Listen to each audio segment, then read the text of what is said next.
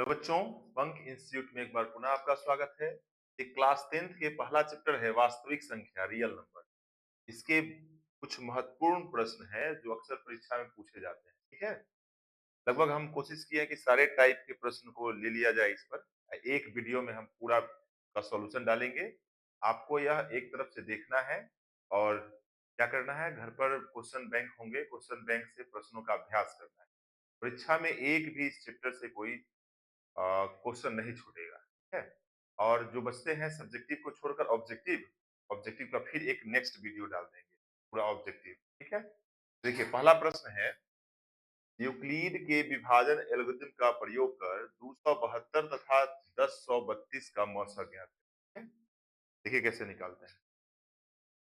देखिए क्या करेंगे, इसको रफ करेंगे। पेज के पीछे क्या करेंगे, यूक्लिड का भाग एल्गोरिथम, तो पहले ROUGH रफ करेंगे, जिसे हम लोग मौसा निकालते थे पहले भाग विधि से। 272 और 1032 लगाएंगे कितना से, तो 27 तिया लग जाएगा लगभग। 27 तिया 81, यानी 3 दूना 6, 27 तिया 81। हटके कितना आएगा, 12 में से 6 गया तो 6, और यहाँ 2 बचेगा, 2 में से 1 गया, 1 बचेगा, यहाँ 2 बचेगा, तो 16। फिर यहाँ लेंगे 272, अब एक मरता लगा सकते हैं 216। ठीक है, अब घट के कितना आएगा, फिर 12 में से 6 गया, 6 बचेगा, यहाँ यहाँ हो जाएगा 6, 6 में से 1 गया 5, और ये कट जाएगा। अगला कितना लिखेंगे, 216।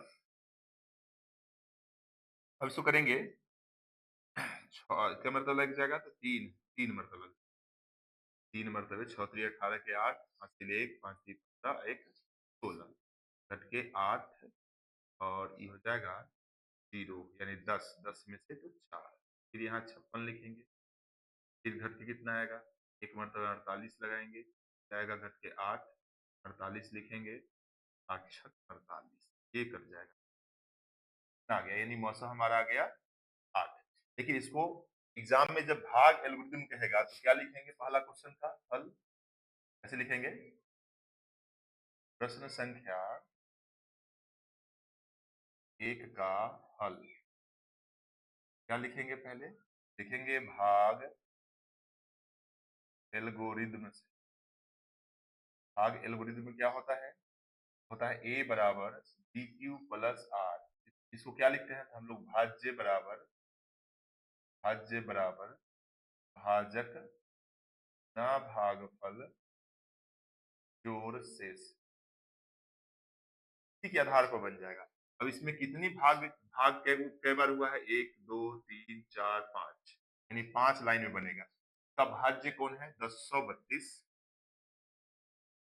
भाजक कौन है, 272, भागफल है 3, और शेषफल कितना है, 216। ठीक है, अब ये इसका काम खत्म हो गया। अब इसका भाज्य कौन है, 272, भाजक है 216, भागफल है 1, और शेषफल है 56। फिर उसके बाद कितना है, फिर भाज्य कौन है, 216, भाजक है 56, भागफल 3, और शेषफल है 48।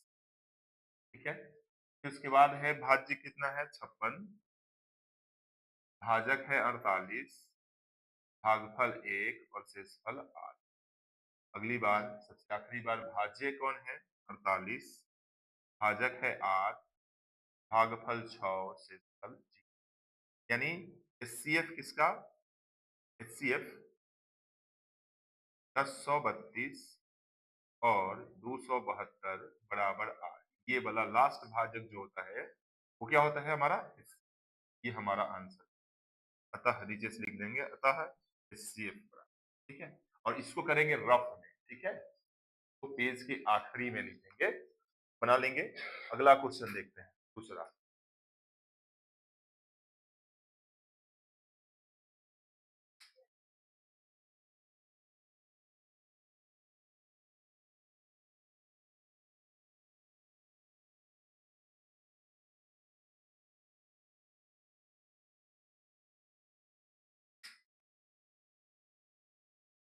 दूसरा क्वेश्चन क्या है, 140 को अभाज्य गुणनखंड के गुणनफल के रूप में व्यक्त करें। देखिए फिर प्रश्न संख्या 2 का हल बढ़िया से लिखेंगे ताकि यही जो है आपको मार्क्स कॉपी चेक करते समय सहायता करता है। ठीक है, अब 140 का अभाज्य गुणनखंड इसका भी रफ करेंगे। कॉपी जो मिलेगा परीक्षा में उसके सबसे आखिरी पेज में करेंगे रफ। कैसे करेंगे? इसको पता है हमको 140, 2 से लगाएंगे 70, 2 से तो 35, अब 3 से तो नहीं रहेगा, 5 से तो 7। यहाँ लिख देंगे 140 का अभाज्य गुणनखंड बराबर सबके गुणनखंड में 1 रहता है, 1 के बाद 2 का स्क्वायर और तब रखेंगे 5 और फिर 7। ये हमारा आंसर है। उसके बाद क्वेश्चन क्या है? ठीक है, क्वेश्चन ठीक से पढ़ लीजिए। क्वेश्चन क्या है? अभाज्य गुणनखंड विधि द्वारा 15, 12 और 21 का मौसा एवं लसा ज्ञात। अभाज्य गुणनखंड विधि से 15, 12 का मौसा एवं लसा ज्ञात करना। देखिए क्या करेंगे? प्रश्न संख्या कितना होगा वो? प्रश्न संख्या 3 का हल। अब इसको आप जितना अच्छे तरीका से लिख सकते हैं, ये मार्किंग बहुत अच्छा, क्वेश्चन नंबर एकदम साफ साफ दिखना चाहिए। ठीक है, क्वेश्चन लिखना नहीं है परीक्षा में, केवल क्वेश्चन नंबर एकदम साफ साफ दिखना चाहिए। तो कितना का? 15 का अभाज्य गुणन लिखेंगे। पहले 15 का अभाज्य गुणनखंड, गुणनखंड 15 का अभाज्य गुणनखंड कितना होगा? 15 का गुणनखंड करेंगे, एक से पहले 3 से लगेगा 5 मरतबे, यानी 1 गुना 3 गुना, ठीक है, रफ में होगा।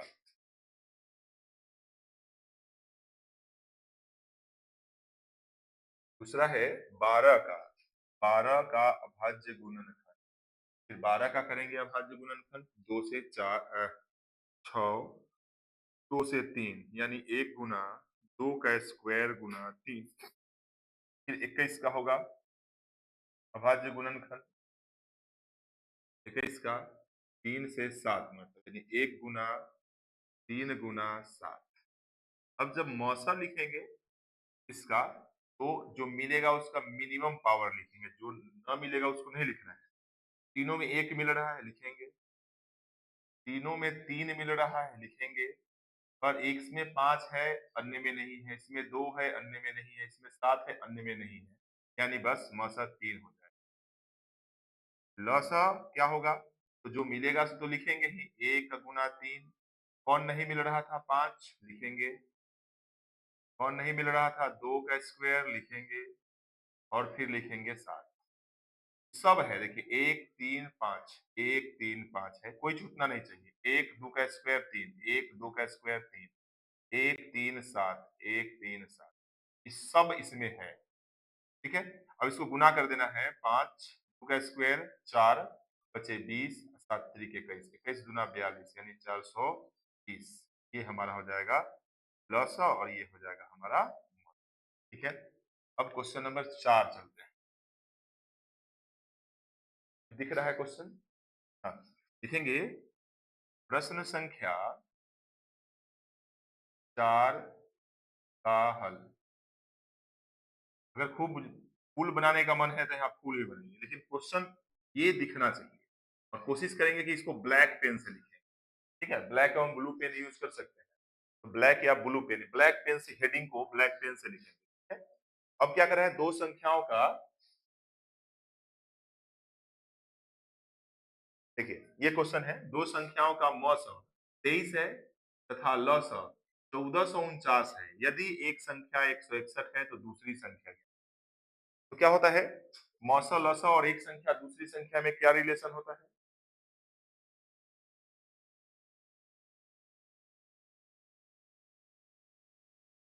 देखिए क्या होता है, तो हम जानते हैं कि एक संख्या, चाहे एक संख्या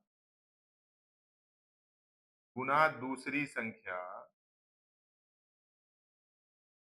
बराबर मौसा गुना लस, यानी इसमें एक दूसरी संख्या ज्ञात करना है, तो दूसरी संख्या बराबर क्या हो जाएगा? मस गुना लस, अब बटा में एक संख्या,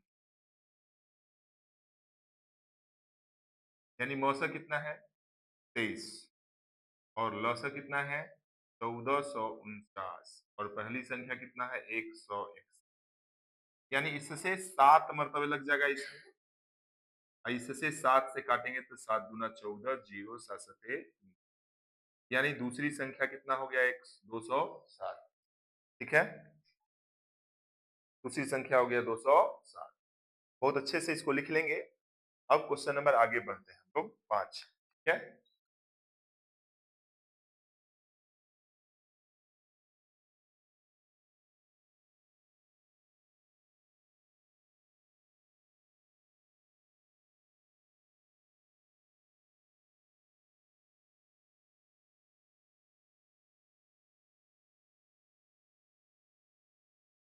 क्वेश्चन नंबर 5 क्या कह रहा है? 0.6 बारंबार को, देखिए क्वेश्चन पढ़ लीजिए।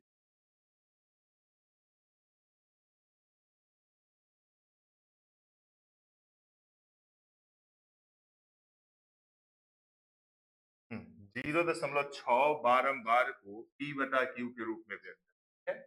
तो व्यक्त करते हैं। क्वेश्चन नंबर हो गया हमारा 5। ठीक है, पहले क्या करेंगे? 0.6 जो है तो x बराबर मान लेंगे 0.6 बारंबार, या इसको ऐसे लिख सकते हैं, x बराबर 0.66 बारंबार का मतलब तो जितना बार आपको मन है लिख सकते हैं। ठीक है, तो मान लेंगे हम समीकरण, और बड़ा देखिएगा ऐसे। समीकरण मान लेंगे।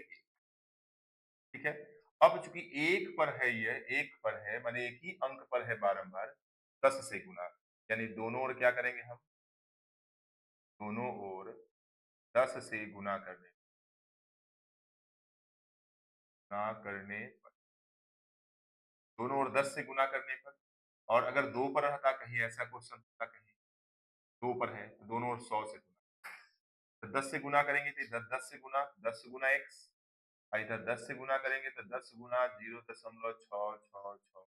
अभी 6 गिनना नहीं है कि कै गो 6 है, कि अनंत है, 10x, इधर 10 से तो ई दशमलव यहाँ चलाएगा, 6.66, ऐसा हो जाएगा। डॉट डॉट समीकरण, फिर होगा समीकरण ए 2 घटाओ समीकरण 1 से, यानी समीकरण 2 क्या है? 10x बराबर 6.6666 आ जाएगा, और समीकरण 1 क्या है? x इक्वल हो जाएगा 0.66। यहाँ देखेंगे कि दशमलव सामने सामने रहना चाहिए, गाने में बनेगा, यहाँ माइनस, यहाँ ये हो जाएगा 9x, और यहाँ 0.0000, यहाँ दशमलव, यहाँ 6, x बराबर हो जाएगा 6/9, 3 गुना 6, 3 तिया 9, यानी 2/में। हमारा आंसर हो गया P बटा Q के रूप में। तब 2 अंक 9th का क्वेश्चन है, बहुत अच्छे से इसको पढ़ेंगे। ठीक है, वीडियो को रोक रोक करके लिख लेंगे। ठीक है, क्वेश्चन नंबर अब 6, क्वेश्चन नंबर 6 पढ़िए। क्या है? सिद्ध करें कि √3 एक अपरिमेय संख्या है। √3 को अपरिमेय संख्या साबित करना।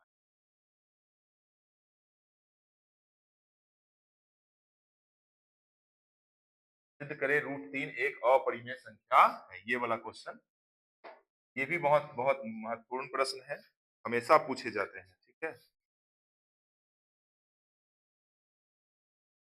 देखिए प्रश्न संख्या 6 का हल। ठीक है, अब √3 को साबित करना है तो उल्टा मानेंगे, माना √3 एक परिमेय संख्या, परिमेय संख्या है, माना √3 एक परिमेय संख्या है। ठीक है,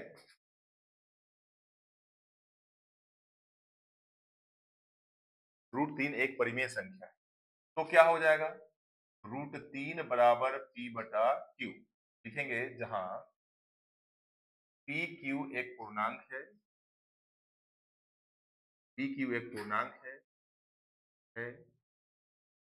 Q is not equal zero, Q zero के बराबर नहीं।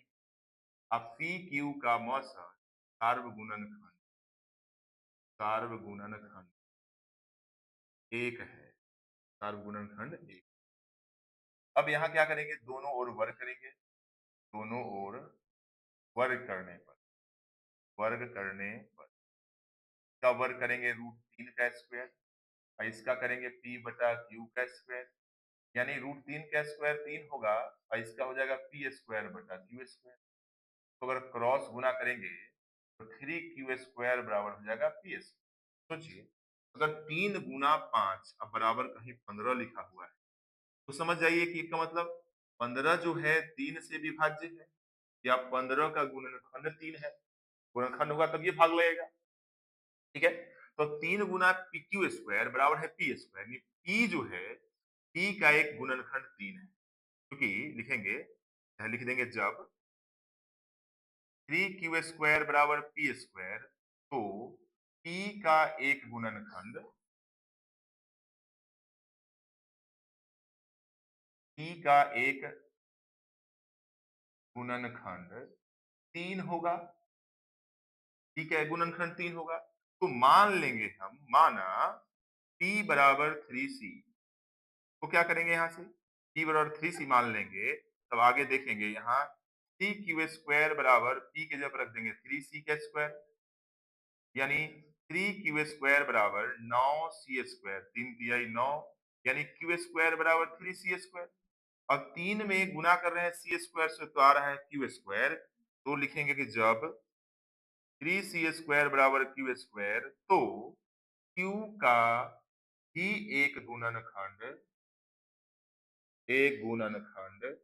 3 होगा। अब p का भी गुणनखंड 3 है, q का भी गुणनखंड 3 है, यानी क्या हो गया, अतः p q का सार्वगुणनखंड 3 होगा।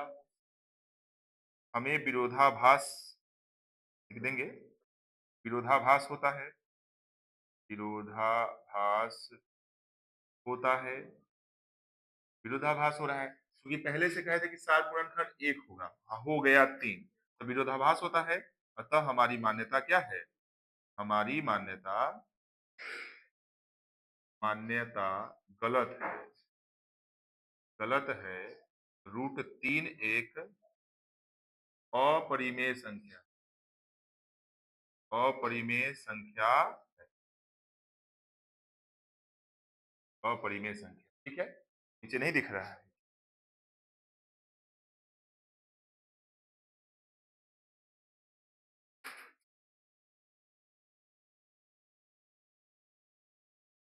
ठीक है, अपरिमेय संख्या, इसी आधार पर हम लोग √2, √5, √7 ये सब का भी बना सकते हैं, और बना करके अभ्यास कर लेंगे। इसको अभ्यास करना ही है, इसमें तो और कुछ नहीं है, भाषा ही लिखना रहता है। ठीक है, आगे क्वेश्चन देखेंगे, क्वेश्चन नंबर 7, इसी आधार पर है क्वेश्चन नंबर 7 को मिटा देते हैं। ठीक है,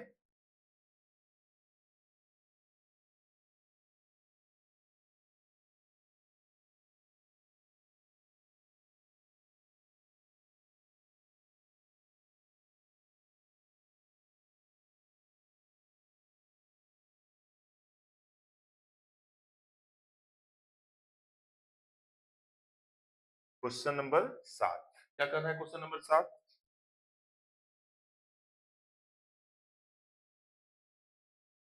क्वेश्चन नंबर 7 क्या करना है, सिद्ध करे कि 3 जोड़ 2 √5 एक अपरिमेय संख्या, ये वाला क्वेश्चन। ठीक है, इसको ही मानेंगे कि माना क्वेश्चन नंबर 7, ठीक है,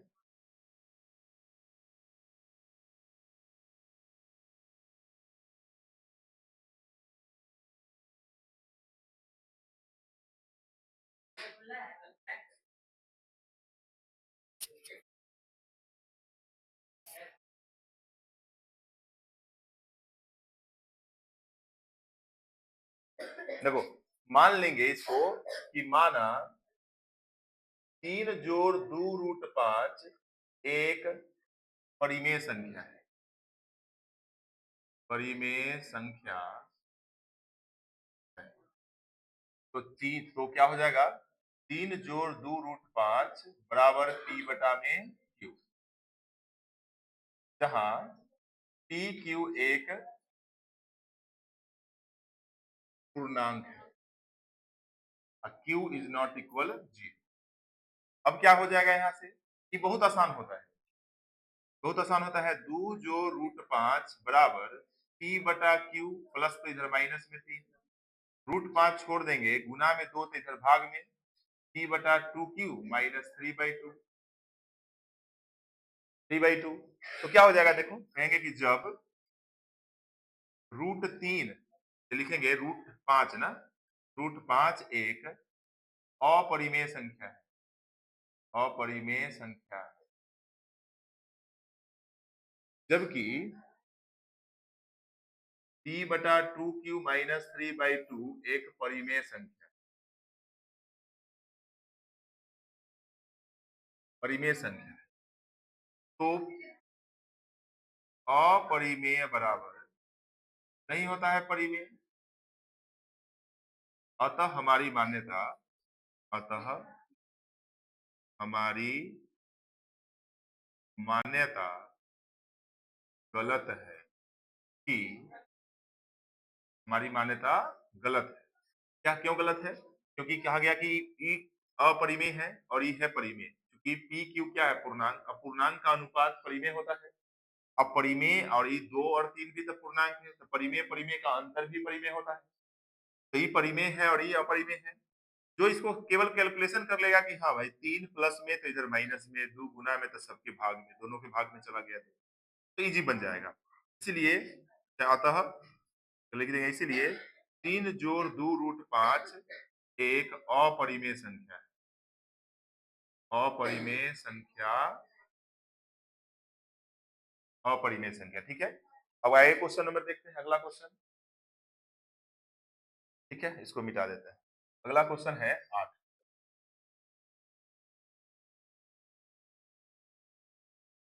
क्वेश्चन नंबर 8 क्या है? सिद्ध करें कि 2 जोड़ √3 का स्क्वायर एक अपरिमेय संख्या है। अब हो सकता है क्यों पूछ दे, क्योंकि पूछते पूछते थक गया हो, बहुत सारा सवाल पूछ दिया है,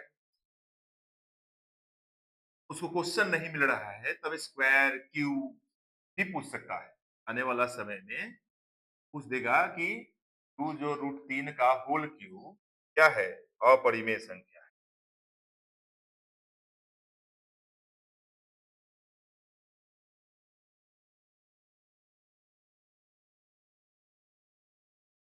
अगला क्वेश्चन क्या है? Question number 8। क्वेश्चन नंबर 8 लिख देंगे, प्रश्न संख्या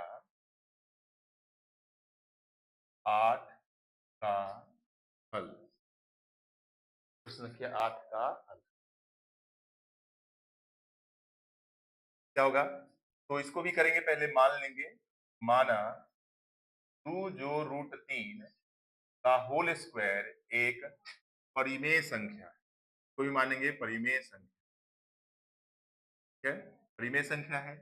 तो कर लेंगे ऐसे, 2 जो √3 का होल स्क्वायर बराबर पी बटा क्यू।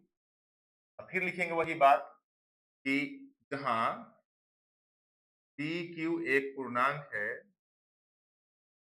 पी क्यू एक पूर्णांक है, क्यू इज नॉट इक्वल 0। इसको a प्लस बी का होल स्क्वायर करेंगे तो 2 का स्क्वायर a स्क्वायर, √3 का स्क्वायर यानी b स्क्वायर, प्लस 2 a का मान 2 और b का मान रूट, अब बराबर इधर क्या हो जाएगा? p बटा में q।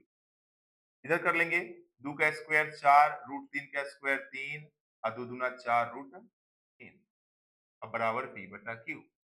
4 और 3 कितना हो जाएगा? 7, प्लस 4 √3 बराबर p बटा q, यानी 4 √3 बराबर, प्लस में तो इधर माइनस में, p बटा क्यू माइनस 7, यानी √3 बराबर p बटा क्यू।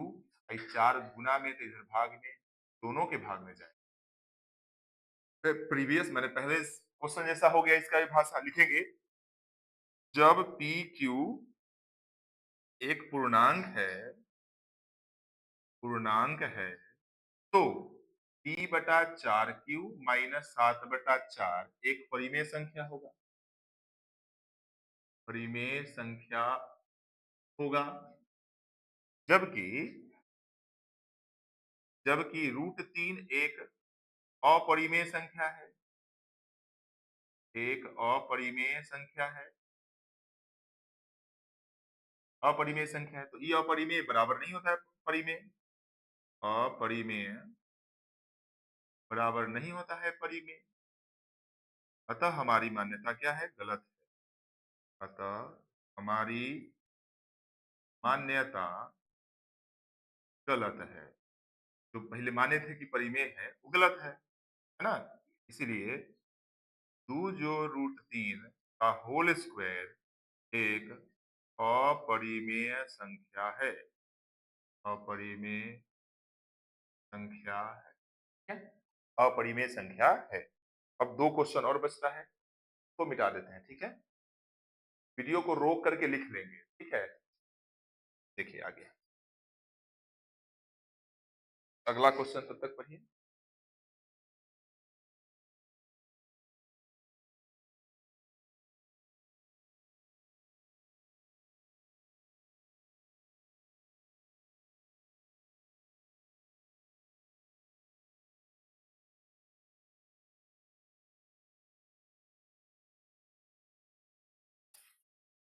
अगला क्वेश्चन 9 नंबर।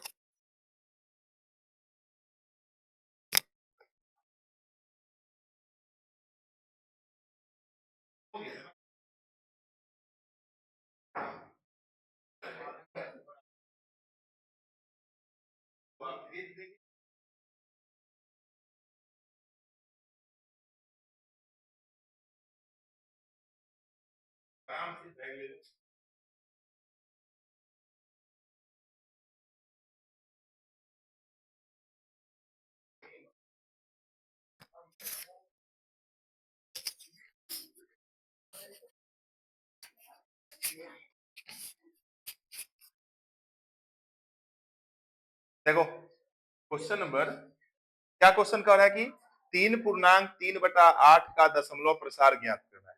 तो हम जानते हैं कि 3.3/8 एक परिमेय संख्या है।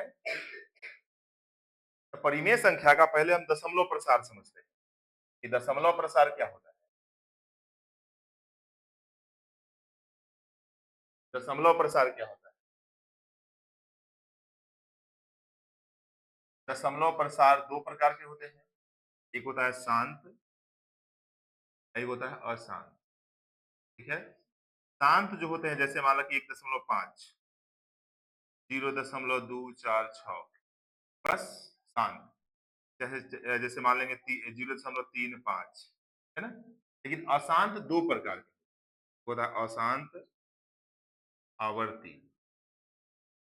अशांत आवर्ती एक होता है अशांत अनावर्ती। अशांत अनावर्ती मतलब 0.12 1 2 2 1 2 2 सेम अंक नहीं दोहराएगा। जैसे 12 12 21 गड़बड़ा गया, 22 गड़बड़ा गया। लेकिन अशांत आवर्ती में होता है जैसे 0.666 हमेशा 0.12 1 2 1 2 1 2 हमेशा 1 2 1 2 ही दर्शाता रहेगा। तो ये होता है परिमेय संख्या। ये होता है परिमेय। और ये होता है अपरिमेय। है ना। जैसे ये वाला क्वेश्चन था इससे पहले तो ये परिमेय है। परिमेय के रूप में व्यक्त कर सकते हैं। और ये भी होता है परिमेय। परिमेय तो ये कब आता है? जब परिमेय को तो p बटा q के रूप में लिखते हैं। तो q किस रूप में होना चाहिए? तो 2 के पावर n और 5 के पावर n। q जो इसका अंश माने p हो गया और नीचे q हो गया, इसको बोलते हैं अंश, इसको बोलते हैं हर।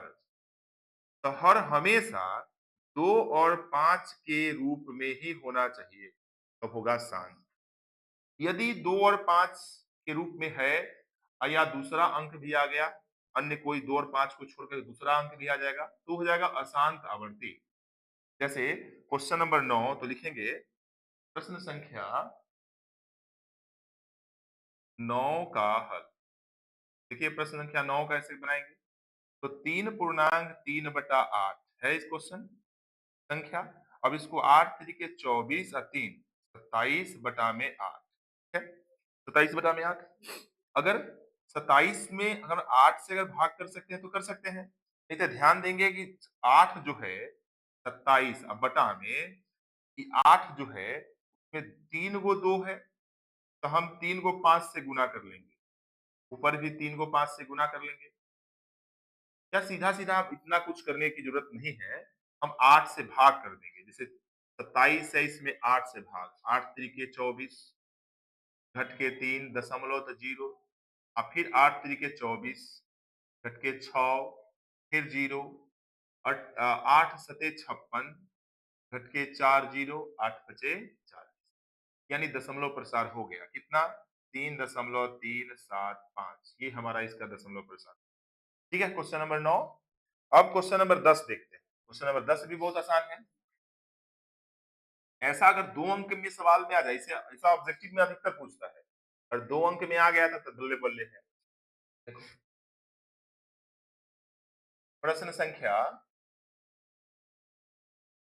10 का हल क्या है? प्रश्न संख्या 10 0.0875 दिख रहा है क्वेश्चन?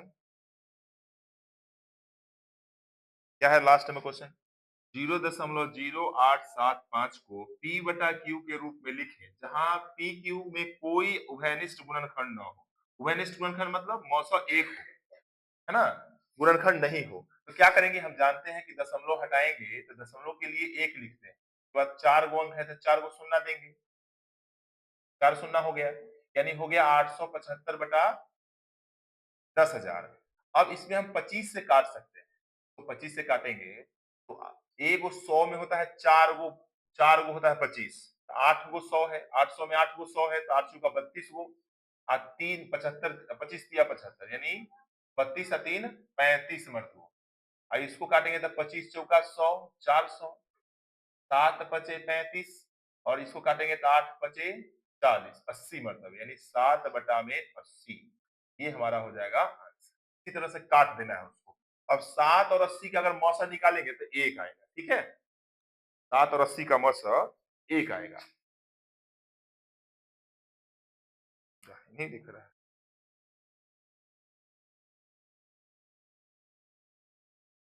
क्या? दशमलव उड़ाएंगे तो दशमलव के बदला 1, इसमें 4 शून्य था 4 शून्य 25 35 मरतबे 25 से 400 मरतबे 5 से 7 मरतबे 5 से 80 और 80 और 7 का मतलब कितना आएगा? 1। तो वही कह रहा है कि गुणनखंड कितना होना चाहिए? 1 होना चाहिए। ठीक है, और वीडियो को अच्छे से देखेंगे। क्वेश्चन बैंक के एक तरफ से जो ही वास्तविक संख्या वाला प्रश्न होगा वो बनाएंगे, और जो प्रश्न नहीं बनेगा ये व्हाट्सएप नंबर है, इस पर क्या कर देंगे? व्हाट्सएप कर देंगे। हम कोशिश करेंगे कि समय मिले तो हम उसको बना करके फिर भेज दे, व्हाट्सएप पर ही हम रिप्लाई कर दें, और नहीं तो अगर समय मिलता है तो यूट्यूब पर बना करके डाल देंगे। ठीक है, धन्यवाद। वीडियो अच्छा लगे तो शेयर लाइक सब्सक्राइब जरूर करें।